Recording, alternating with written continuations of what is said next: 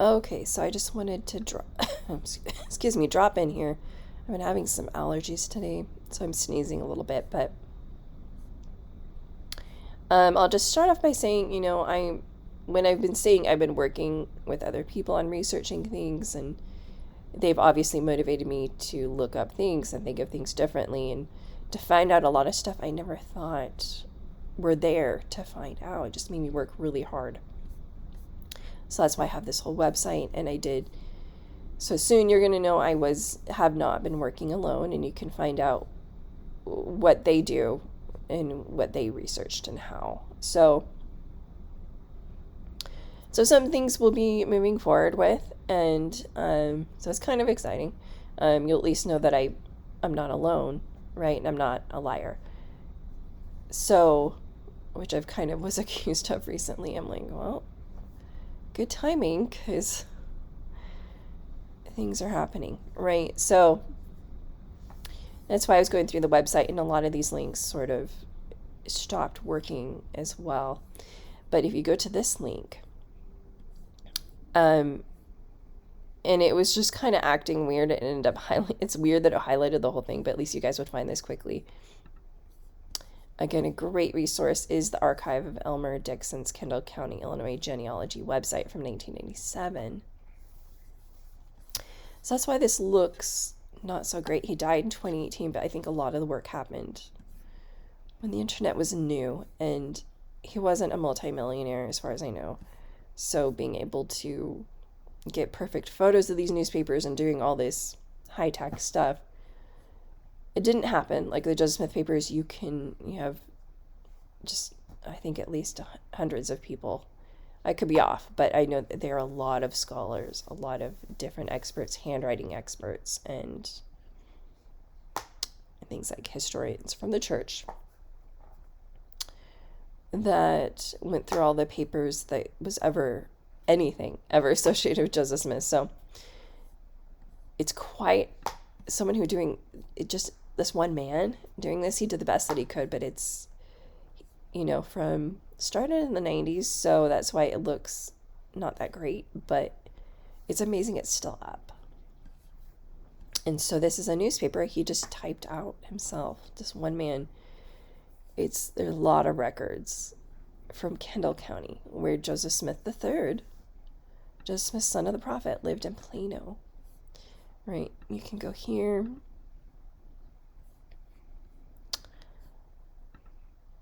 But what I want to point out is that, this whole article is about Plano. And the Newark is mentioned. But it was like, it was thriving. It would, this is 1873, would have been a fine city if the railroads did not run around it. So it just wasn't doing so great. But that's where the photographer was for my picture. This is the front of my picture. This is the back, if that's confusing. It's in Newark. This is more 1860. So I don't know, maybe things went downhill in 10 years, possibly. You can go through here and see.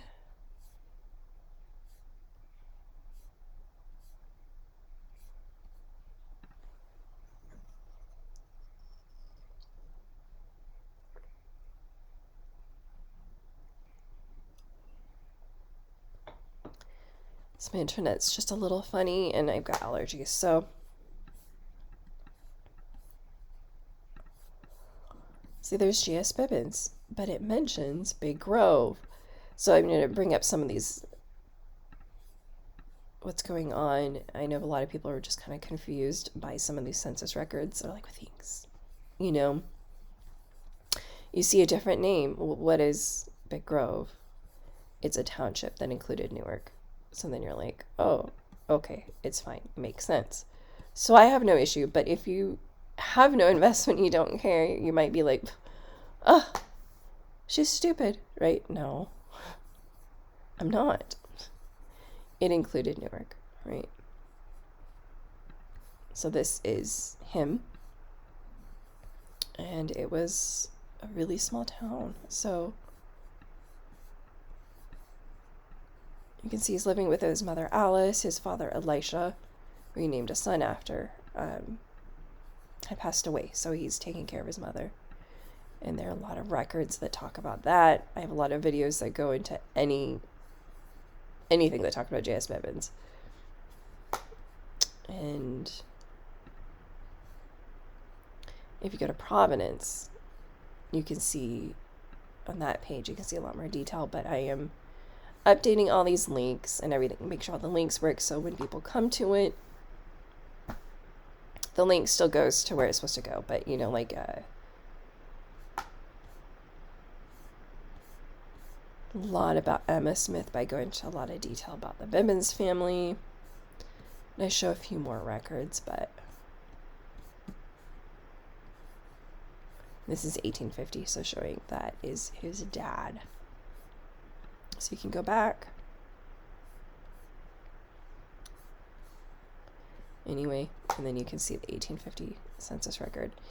So again, I have links for that, and it just goes to Ancestry, but if you're logged in, when I first set it up, it did go to this specific page, but if it doesn't, I'm sorry. So I'm just, sometimes easier just to make a video, log into my own account, and show you. And we can also just look up Joseph Smith the third, but they just called him Joseph Smith, right? But go to Plano and find his census records. So if you look here, they do explain, 1832, so when he was born in Ohio. In 1839, he's, they're in Quincy, then they're later in Commerce, and they mention the memoirs of President Joseph Smith III. Of course, that's not online, but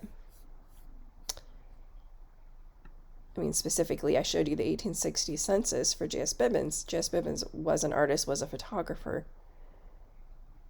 And if you go to my page, other than him being just 10 miles away from, this photographic artist was only 10 miles away from Joseph Smith III. But Newark wasn't the big city. Plano was. So he had every reason to go there. He actually died in Plano. And you can even see up here, I think I show it at the top right here. Anything that turns on Mickey Mouse hand, you're like, oh, it's going to open up a new page and show me that page. Then we go to find a grave. Buried in the Millington, Newark, but he died in Plano. So he went to Plano, right? Who else went to Plano? Emma Smith. And so you can read through her letters that I start mentioning right down here that I find super fascinating. And then it's a letter from him, the youngest son, David Harmon, that we know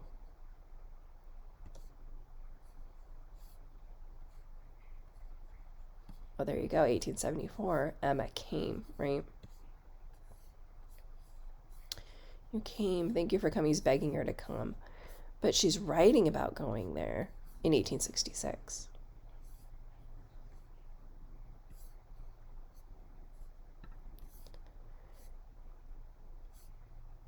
So, again, we're going to pull up Joseph Smith III. And you see here's this, I'm going to bring that right here, but again, they explain. It was the October 1860 conference where I give the exact pages. I'm going to pull that over here. That he is in he mentions Millington. Newark's 2 miles away.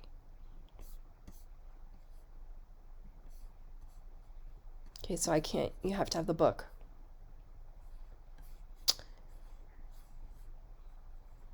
It says October 1860, then 82. A few miles from Millington, Georgetown, section of the county, LaSalle. LaSalle and Ottawa are really far away. So as I'm reading this, this is way more than 4 miles away. So I'm like, huh? But it was a region which George Albert Smith and William O. Clark worked extensively. And so you do see a link to that up here.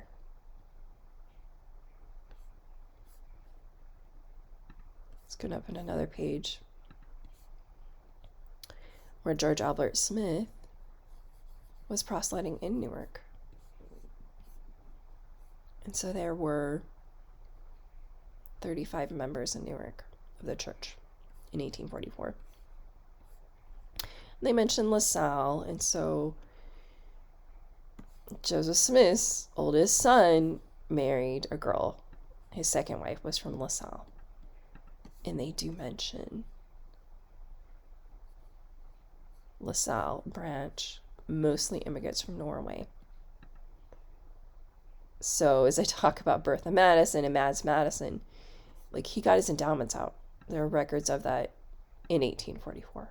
He went to the Nauvoo Temple. And Bertha Madison is the great, I don't know how many greats, I apologize, grandmother of those that found that locket photo. It's just what I'm saying.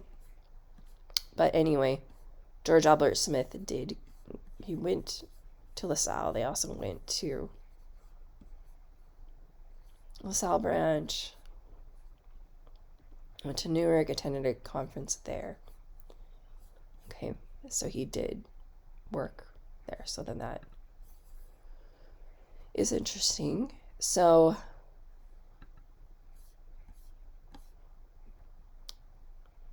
anyway, looking again at the census records, now we're looking at Joseph Smith III, so 1870. It's interesting. We're like, wait, it says Little Rock. It doesn't say Plano. So right here they're saying he moved to Plano in 1865.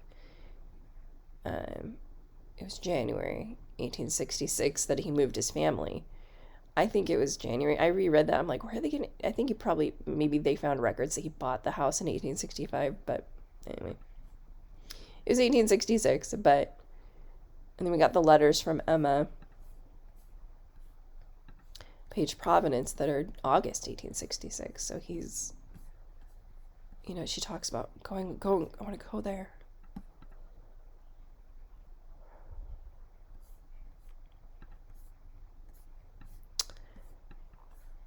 And you can zoom in and see Joseph Smith, 37, editor of the Saints Herald from Ohio. This is his second wife because Emmeline died. She passed away. She got really sick. Okay, so he married Bertha. See, Emmeline Griswold. So he married.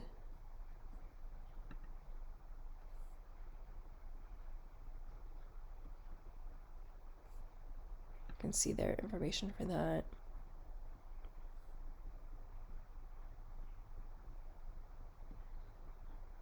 I guess they're not mentioning when she died, but it was right before he married Bertha in 1869. They're saying he moved a little because they're only saying that from the census records, but okay, so let's look at this again. They're mentioning the town of Little Rock, but there is a township. This is the Little Rock Township that includes Plano. And it seemed to be the same case with J.S. Bibbins, that they mentioned the township of Big Grove that included Newark. So in these census records, I think they're just mentioning the townships. So it's confusing. It can confuse even the best scholar, I think. Like, okay, is it the township? Is it the town? Because there is a town. But, he's the editor. And then they're like, well, he You look here, then they say he returned to Plano by June 1880. Again, their source is the census record, which you can see here. So I can try to figure out through his memoirs, did he really move out of that house? Did they really move? And so here they mention in 1880, the inhabitants of Plano in the county of Kendall County. So it's hard to tell, did he really move, or did he leave Plano, leave, and come right back? I don't know. They really probably were just mentioning the township. So there he is again, 10 years later. He's 10 years older. He's not 37, he's 47. Now he says he's a minister and editor from Ohio. Father, Vermont. Joseph Smith Jr. was born in Sharon, Vermont. Emma Smith, Harmony, Pennsylvania. So I know these things can be really confusing to a lot of people. Okay. I'll just pull up the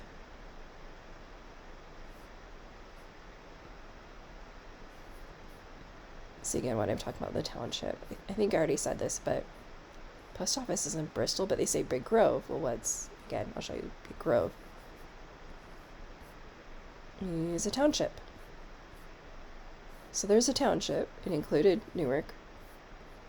And then there's Kendall County.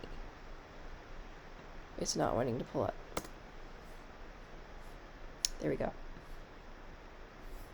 Well, Kendall County includes Plano, Newark. I don't know why his post office was in Bristol, so either way, just looking at the gray here, you're like, Newark's tiny, this is big, and it just seems like it has always stayed. It's interesting how that is, right? 1873, Plano, smart village, active, growing. Newark, it was a thriving village. It would have been a fine city.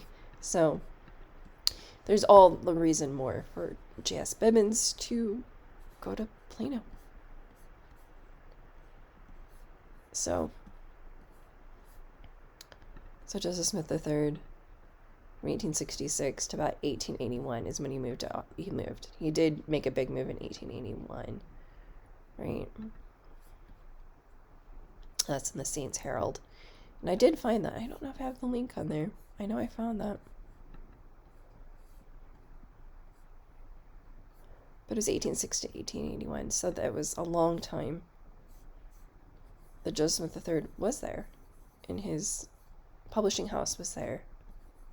J.S. Bibbins was down here. But in October 1860, he was outside of Millington. Is he outside there? Is he outside there? In the area where his uncle proselyted. He proselyted there in Newark. He went to Newark. George A. That's his uncle, George Albert Smith. He mentions. Here we go. 8082. It was the region in which George A. Smith and William R. Clark had labored early days of the church. So it included Newark, because there were not a lot, but 35 members. LaSalle had 46. Interesting. So LaSalle was bigger, and LaSalle was more immigrants from Norway. And so you can see most of the members that became part of the reorganized church were really way over here, which is pretty far from Nauvoo, where all the crazy stuff was happening. You can just do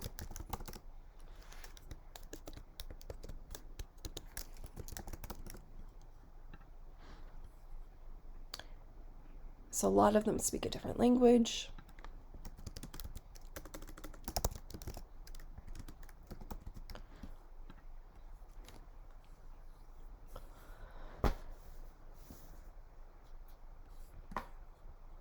Anyway, there's Nauvoo. There's Newark. Outside of Chicago, right? Is what the previous owner of my photo would say. I guess more into talking to me. He's like, oh, I have a lot of photos for these Smiths from outside of Chicago, but it was Newark. Like mine. Mine was from Newark. I mean, it wasn't that close to Chicago, but yeah. So anyway, it's fun for me to research and look. I love reading biographies. I love researching things. So again, Big Grove, if you are going to double check me, Big Grove was a township. So a lot of these census records, they're mentioning the township or the township of Garden Grove, right? I think I already jumped off that page. That page is gone. Where'd it go? Big Grove.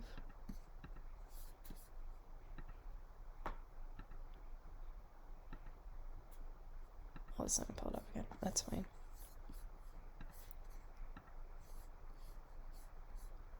And then Joseph Slocum went to Plano. Like, we're trying to see if they ever were close together. They were close together for 16 years, and Joseph Smith III was really close to him.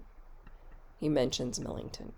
That is where Joseph Slocum was buried, in the Millington, New York cemetery, because they were like the same city, right? So their own cemetery included both of those cities, and he died in Plano. He had every reason, because he's in a dying township that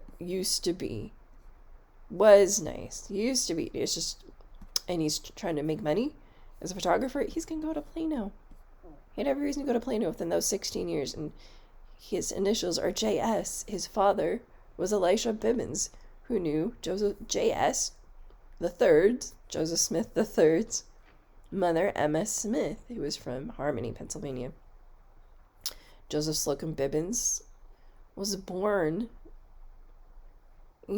basically due south of Harmony. It's all that evidence that is his father, Elisha, was the Elisha that knew Emma Smith.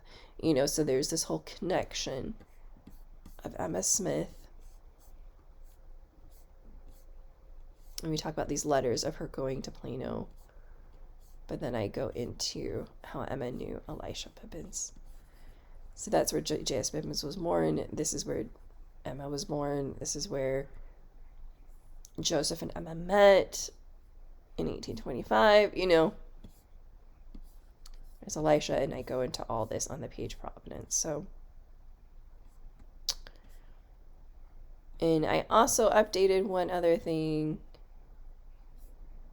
Just analyzing this and this, so it's either this was by Lucien Foster or this was by, but looking at the case and knowing Emma Smith's 1845 daguerreotype was likely by Lucien Foster. She's holding a baby. We haven't found an older daguerreotype of that. That has to be the oldest one. It's the matting, I think, is what shows that this is older, because Canon did often have these nicer decorative, but it's more like it was 1849 that Wilford Woodruff was getting photos done with Canon, and I explain that here. So you can scroll down here. So Canon 1849, 1850. Although Canon did sort of have like that type of matting, but his background was really different, right? A lot lighter. This looks different. I mean, they almost look similar actually too. So I kind of wondered, well, maybe this was the same day. I don't know. I think he looks older there. You guys can judge, but the fact that it's an oval, Emma's 1845 daguerreotype was an oval, and it has this speckled gold matting, whereas this is so decorative. I don't think this is the younger daguerreotype. I think this was possibly Marcena Cannon's daguerreotype of Wilford Woodruff, who was getting much older, and by 1850 he looked a lot older. He really lost a lot of weight for some reason, living in Boston, so they were just on hard times, and he didn't seem to go back to that weight again. He's stayed quite thin through the rest of his life. That's Wilford Woodruff. But he's one of the very few people, as far as provenance goes, that mentioned enough details that we know this is very likely Lucien Foster, because the photographers often didn't stamp their own photography. It was just word of mouth or in a newspaper, like the product was the product. Kind of like they didn't always put their name on the chair they made. It's more of a modern thing. But it was by the 1860s with the paper photographs that, okay, we'll just put a stamp. That was easy and cheap, which is what happened with my picture. So that's why it's easier to research a lot more history with this paper photograph than I own, because, well, they just stamped who the photographer was and where, and the style of this is really, the 1860s style was just the 1860s, right? Emma's own daguerreotype from 1845 ended up in an 1860s carte de visite as well. And you see how my picture is an oval. That's one of the reasons Gawain Weaver mentioned that this doesn't look like it was Jess Bevan's own work. And then if you go... Anyway, there's just so many things I can keep talking. I need to stop here, but yeah, I'm just not some girl just Googling that's stupid and doesn't know what she's talking about, right? And then you'll find out that I haven't been working alone. Yep. Anyway, have a good day.